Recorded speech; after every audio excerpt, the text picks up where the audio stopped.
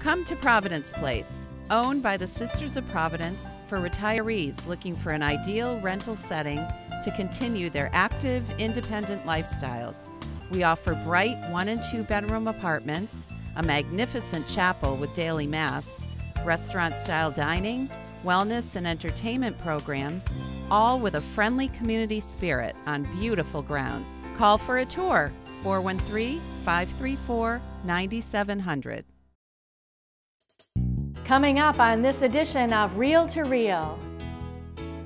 A new medical clinic is coming to Springfield, enabling women to choose life. I'm Carolee McGrath. I'll have the story. I'm Steve Kiltonic. Two relatives of Springfield's first bishop, Patrick O'Reilly, traveled from Ireland recently to visit Springfield. I'll have all the details and tell you what brought them here in my story. The story echoes in the wind. And we'll hear from a Christian music legend who has put God's words to music for more than 40 years.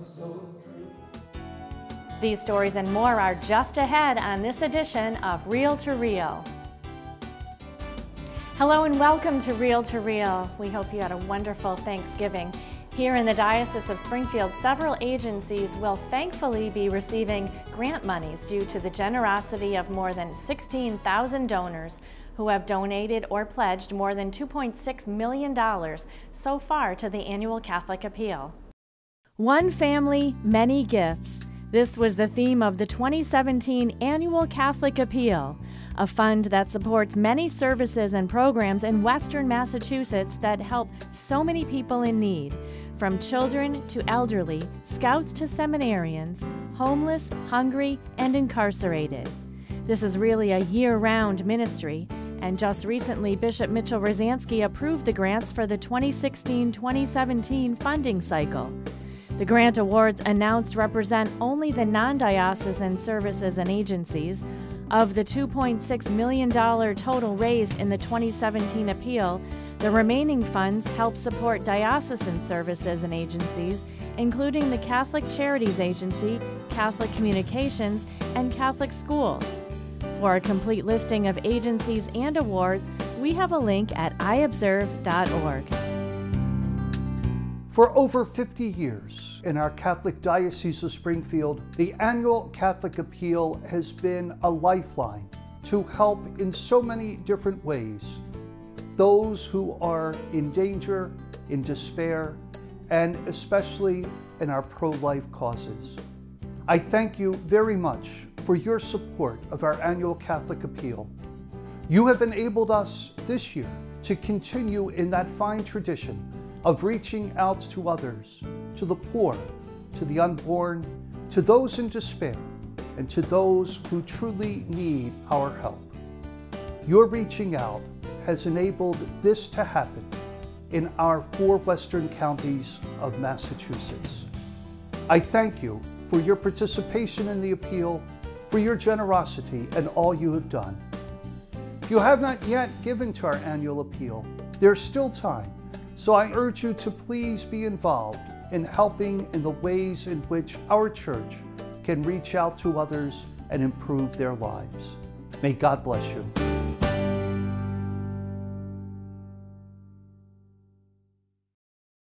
The Annual Catholic Appeal, one family, many gifts. I'm Dave Picard from the Take and Eat program. Thanks to the Annual Catholic Appeal, for the past 14 years, we have been able to provide 500,000 weekend meals to the homebound and the elderly across Western Massachusetts.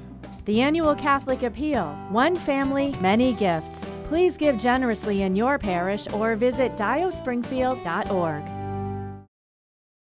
A new medical clinic will soon be opening in Springfield to help women who are facing a crisis pregnancy.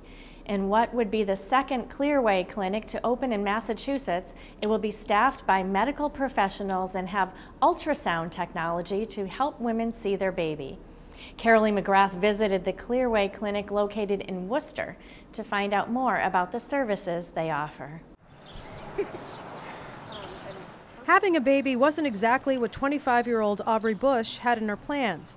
She and her boyfriend weren't prepared financially and were in fact doing their best to avoid a pregnancy. I was on birth control, so very unexpected. I had known my body felt extremely different. I took a pregnancy test at home, sorry. No, that's fine. It read positive, and I was honestly freaking out. So she tried to make an appointment at the Planned Parenthood in Worcester. She says she was leaning towards having an abortion. I couldn't make an appointment with Planned Parenthood unless I was to schedule an abortion appointment. I wasn't sure if I wanted to go down that route. So she and a friend headed to another medical clinic in the city in order to confirm her pregnancy. Quite by accident, she ended up at Clearway Clinic. We took a turn down the street and it said pregnancy help right on the sign. And we walked in and they were very welcoming, very, very non-judgmental. Aubrey is due in October with a baby boy. They gave me an ultrasound. The minute I saw the heartbeat, it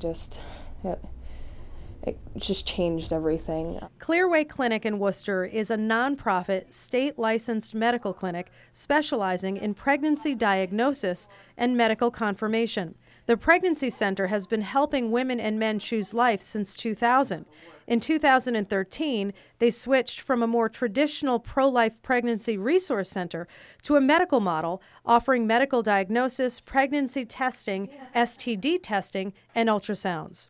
A second Clearway clinic is slated to open at 1259 Columbus Avenue in Springfield next year.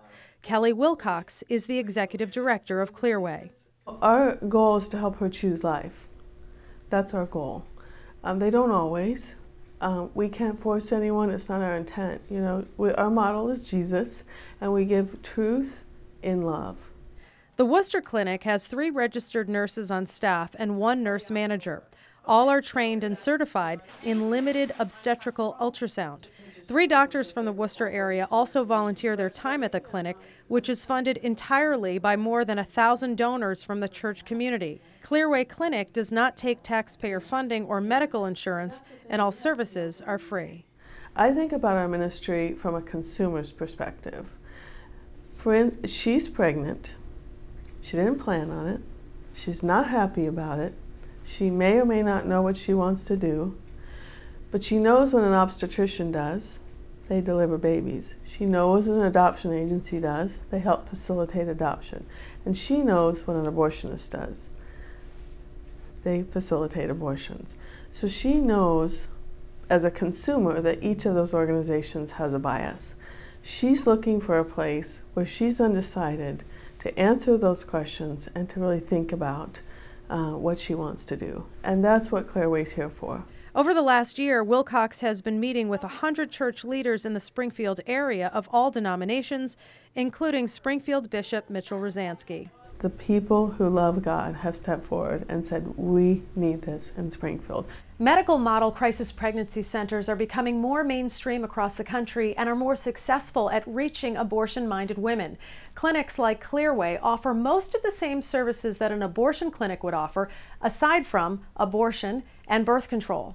Clearway Clinic also offers post-abortive counseling as well. Registered nurse Kim Wagner performs the ultrasounds at Clearway. Some of them are disappointed that they don't see a blob of tissue, but they actually see a baby. And that's encouraging to us, you know, to see it's more truth that they can know. Just recently, I had a woman that was undecided, and she saw the ultrasound. She's like, I just got a tear at her eye and said, I guess I better contact my OB. Alexis Turley wasn't planning on Max, but couldn't be happier being his mommy. She turned to Clearway for help. They delivered with parenting classes, baby items, and encouragement. Places like this, like Clearway, they make you feel a lot better, a lot safer, like it's going to be okay. You can get through this. At 4 months old, baby Max is already making the ladies fall for him, and he's a pretty cute example of why life is so precious.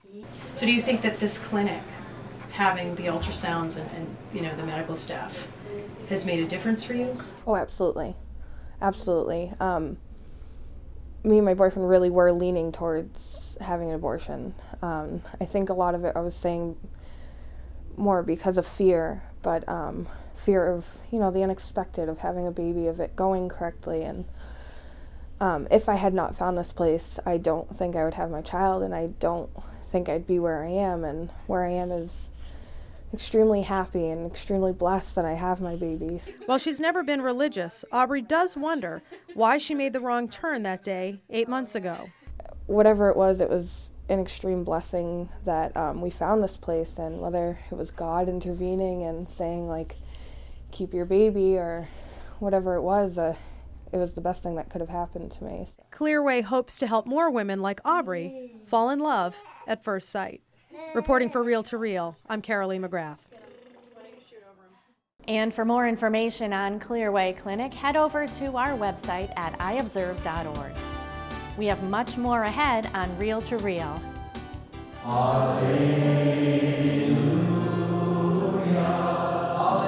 Kathy Harrington introduces us to Christian music legend John Michael Talbot. And a founding bishop's family comes from Ireland to pay tribute to their uncle. These stories and more are still to come on Reel to Reel. Holding them carefully close to his heart. The Chalice of Salvation, your weekly spiritual connection. I'm Passion's Brother Terrence Scanlon, inviting you to take time out of your busy days and join us Sunday morning at 10. We welcome Reverend William Hamilton, chaplain to the Dominican nuns, as our Mass presider.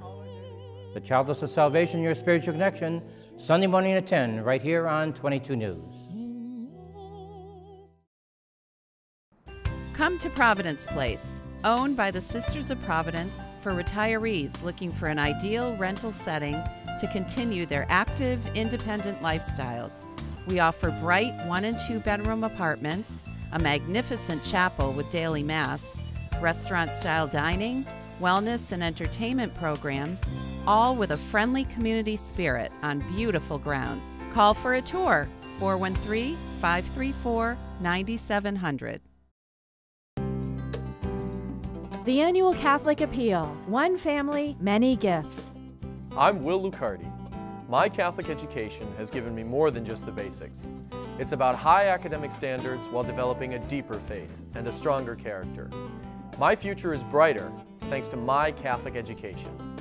The annual Catholic Appeal, one family, many gifts. Please give generously in your parish or visit diospringfield.org. City of God, On Eagle's Wings, and Here I Am, Lord, just some of the songs written by John Michael Talbot. For more than 40 years, Talbot has put God's words to music and blessed the lives of millions of listeners. Many of you have likely heard his music and sung along to the simple lyrics without knowing much about the songwriter. Kathy Harrington sat down with the Christian music legend and brings us this report.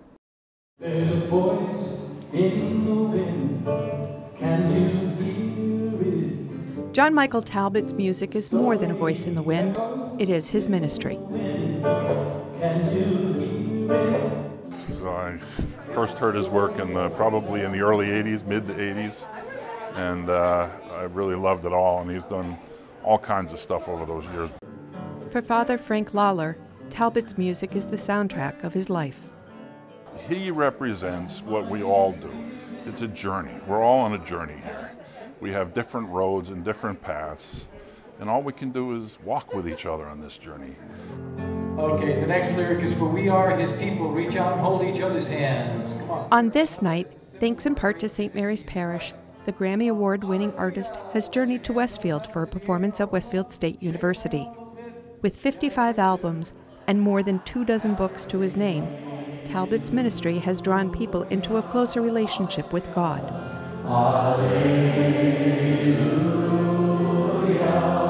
One last time. Hallelujah. I listen to music before I go to bed, and it just relaxes me and it lifts me up because I know that God is there and I know He's looking after me and helping me. Using Jesus' words, as in the Beatitudes, Talbot says music ministry is supposed to touch people. But there was a time when he took that for granted. All that changed when he spent time in solitude. God really worked a miracle in my life, and the pretenses and all that stuff are kind of gone. So when I hear that God actually used my stupid little songs to touch somebody. I'm kind of like, wow. Has to be God, because it's not me, because I'm not that good. We'll obtain everything. I'm 63 years old.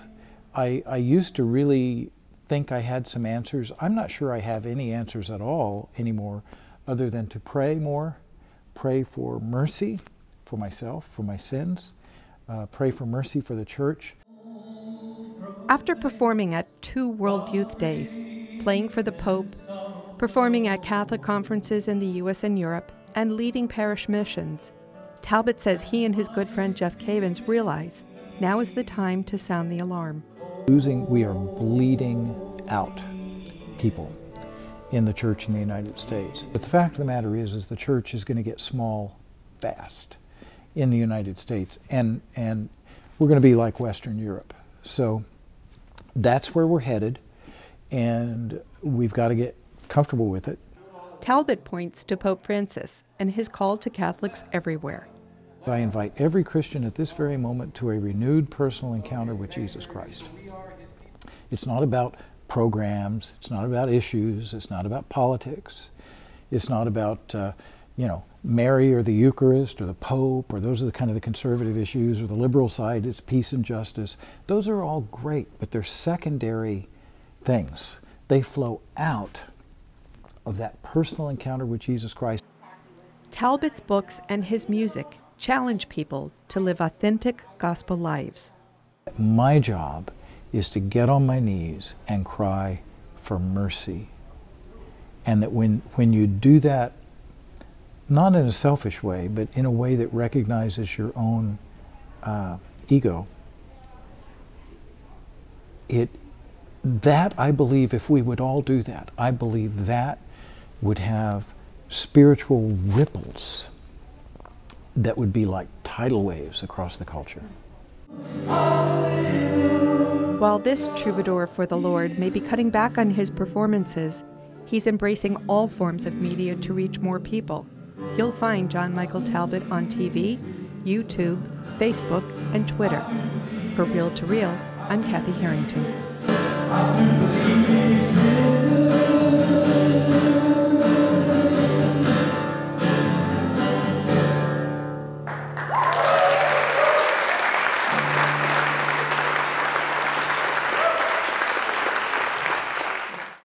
For more on John Michael Talbot, his CDs, DVDs, and books, we have a link at iobserve.org.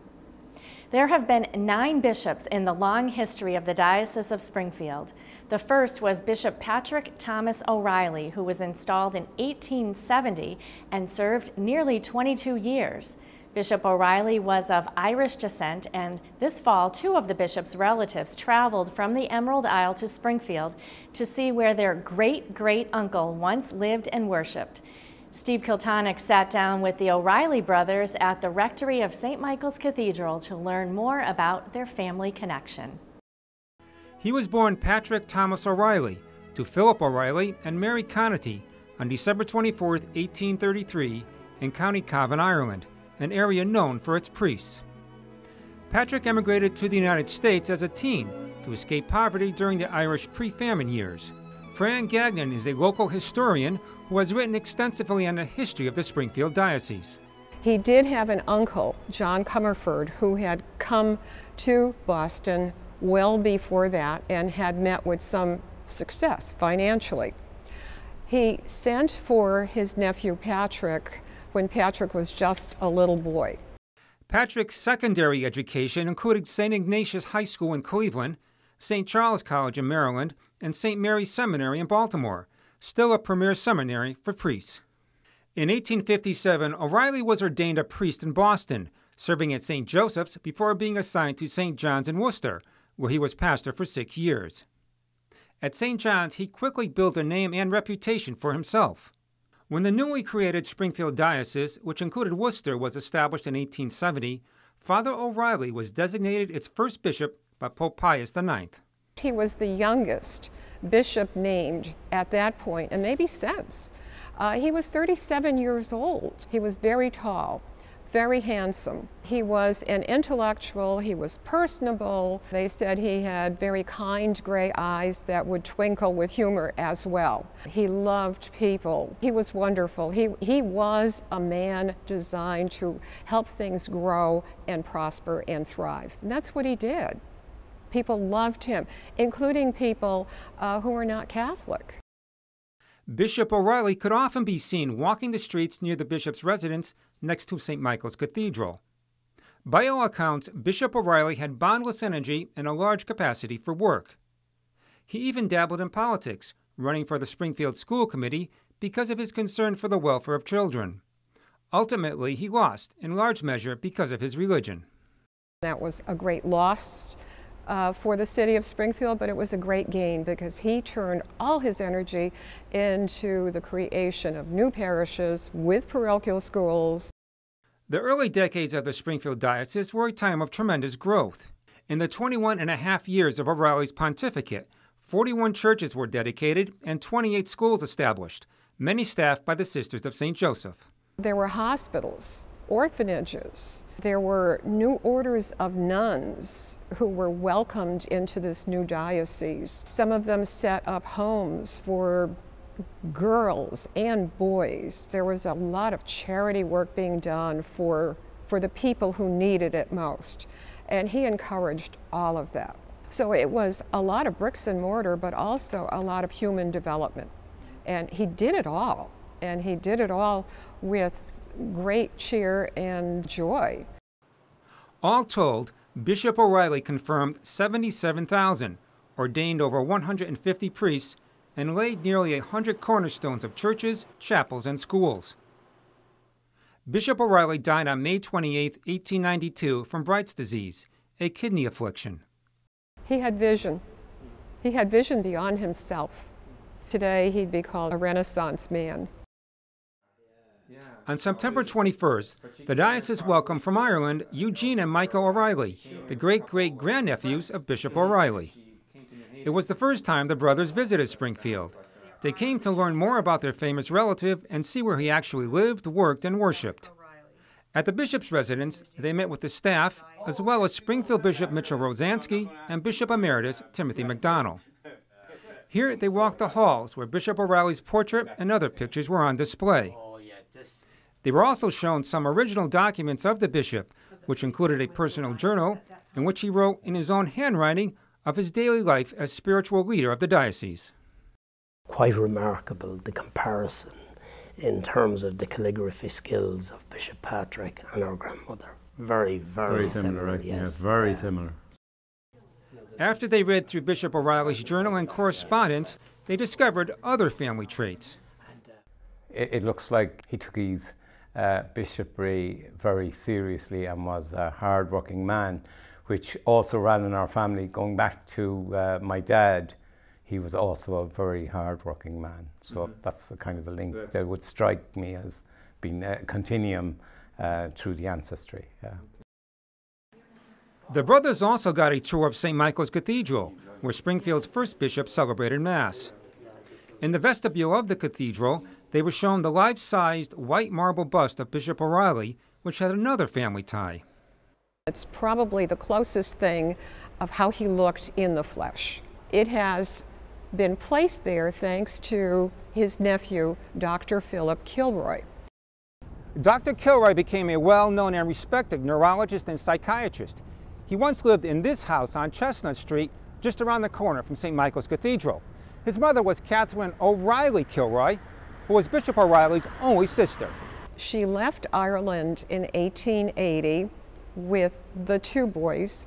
One of them was Philip, the other was Patrick, named after the uncle. But the brother and the sister, in their old age, were very close. They were together, and it was just a wonderful family story. At St. Michael's Chapel, Michael and Eugene attended a Mass celebrated by Bishop Rosansky. They were also taken to the cathedral crypt, where Bishop O'Reilly was laid to rest, along with Bishops Bevan and O'Leary.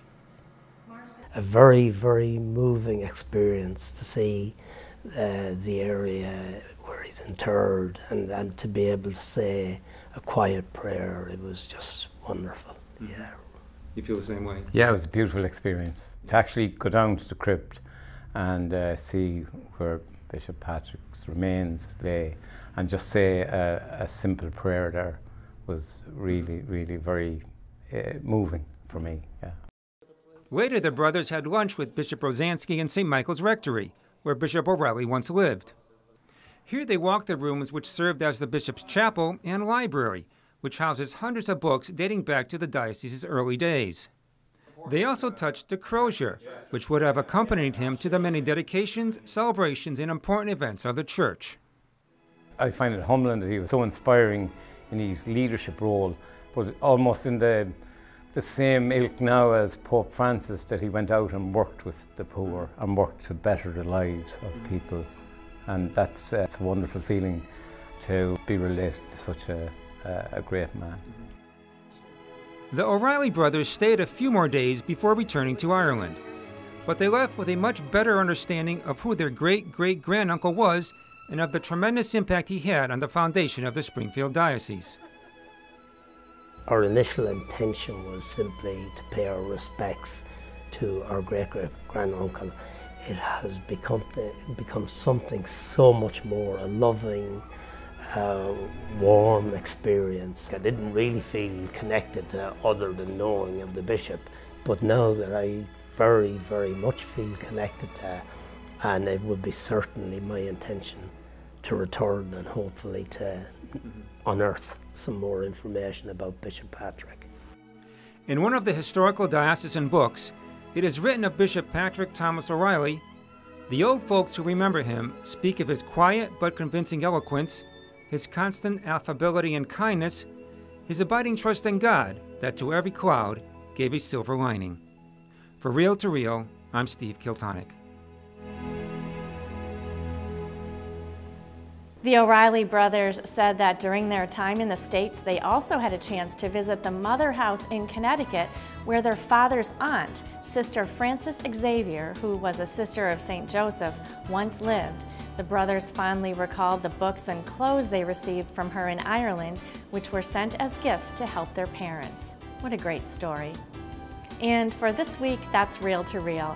Thanks for spending part of your evening with us. A reminder that the popular singing priests of the Diocese of Springfield will return to the stage for an Advent and Christmas concert on Sunday, December 3rd at 2 p.m.